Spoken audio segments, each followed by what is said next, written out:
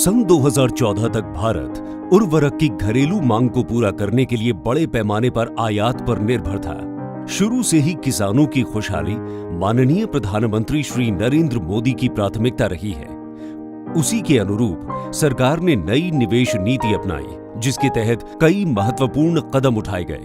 Urea को 100% नीम coated किया गया और गोरखपुर, सिंदरी, बरौनी, तालचेर एवं रामगुंडम स्थित बंद पड़े 5 उर्वरक इकाइयों को पुनर्जीवित किया गया है। इसके कारण किसानों को यूरिया आसानी से उपलब्ध हो रही है। वहीं इसके आयात में भी कमी आई है। हमने तय किया किसानों को जितना चाहिए उतना यूरिया देंगे, लेकिन कोशिश करेंगे कि पहले मेरे देश में जो कारखाने बंद पड़े हैं उनको चालू करेंगे। तेलंगाना राज्य के रामगुंडम में स्थित Ramagundam fertilizers and chemicals limited दक्षिण भारत में अपनी तरह का पहला अत्याधुनिक प्राकृतिक गैस आधारित सबसे बड़ा संयंत्र है, जिसको आज प्रधानमंत्री श्री नरेंद्र मोदी जी द्वारा देश को समर्पित किया जा रहा है।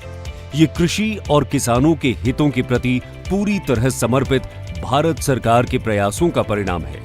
RFCL द्वारा हर साल 12,70,000 मैट्रिक टन नीम कोटेड यूरिया उत्पादित किया जाएगा। 5 यूरिया संयंत्रों के पुनरुद्धार के पश्चात 63,50,000 मैट्रिक टन यूरिया का उत्पादन होगा, जिससे देश में यूरिया आयात पर निर्भरता कम होगी। RFCL, national fertilizers limited, engineers India limited, fertilizer corporation of India limited, Telangana राज्य सरकार, गेल इंडिया लिमिटेड और HTAS कंसोर्शियम की संयुक्त उद्यम है। 6,300 करोड़ रुपए से अधिक की लागत से निर्मित RFCL ऊर्जा बचत के लिए HTER प्रौद्योगिकी आधारित बड़ी क्षमता वाले सिंगल ट्रेन यूरिया संयंत्रों में से एक है। इसका 140 मीटर ऊंचा प्रिलिंग टावर सर्वोत्तम गुणवत्ता वाले प्रिल्स के उत्पादन को सुनिश्चित करता है। पूरी तरह से स्वचालित बैगिंग और ट्रक लोडिंग सुविधा, 32 मेगावाट के कैप्टिव पावर प्लांट के साथ ये संयंत्र कुशल कर्मियों द्वारा प्रबंधित किया जाता है।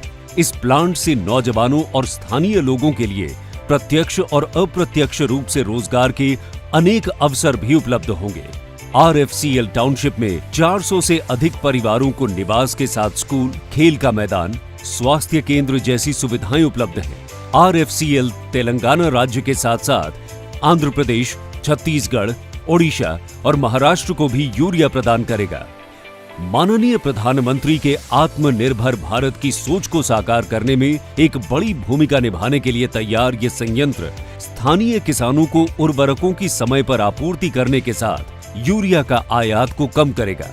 उर्वरक आत्मनिर्भरता की दिशा में अहम योगदान देगा और कृषि विस्तार को मजबूती देगा।